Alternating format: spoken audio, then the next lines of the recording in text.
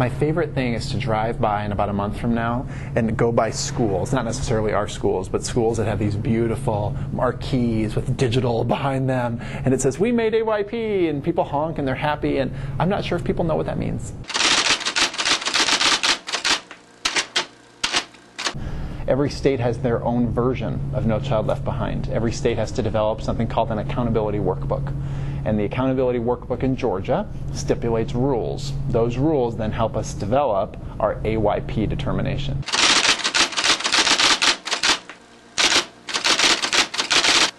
AYP is a minimum benchmark. It does not measure whether your school grew from last year or not. So if you have a school that's high flying, they might make AYP year after year after year, even though maybe their scores are getting lower. So it's important to be educated enough about AYP to not be just lulled into the assumptions that are underneath it. It's a call to attention. We're glad that we have now written down discreetly what we're going to be working on with mathematics instruction. We had this focus last year. We were working on math. Maybe it wasn't as in concert as it needed to be. This whole last year, there have been teachers and central office people and administrators looking at specialized programs for kids that aren't being successful in our current math program. We have a nucleus that everybody gets the same kinds of instructional materials or the same kind of program. Inside the nucleus is the Georgia Performance Standards, or the Quality Core Curriculum, depending on what area we're in. That doesn't change, and the core program is what it is. But if it's not working for everybody, we have to extend out a little bit. So what we're doing is we're developing a second layer there for kids that are having difficulty with mathematics particularly. We're calling them Tier 2 interventions. So everyone gets Tier 1, everyone gets the cell. Beyond that, then there will be students that will need more support, and they will have this Tier 2 intervention.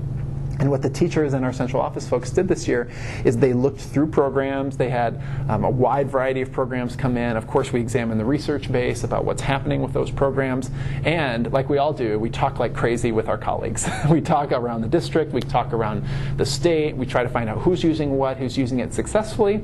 And particularly with Decatur, we say who's doing well with kids that are like ours. So that's a huge crux for us for next year, is we will have this second layer of support for kids. We've had teachers that have been working with those groups of students for years. They might have been called Title I funded teachers. They might have been called early intervention teachers, even remedial education program teachers. But the name of the teacher isn't the key. It's what they're doing with the kids. So we believe in teacher quality. We think that's important. But teachers have to have something to work with. And so we are now investing in this work, and our charter is helping us do that, to say we're investing in these kinds of materials.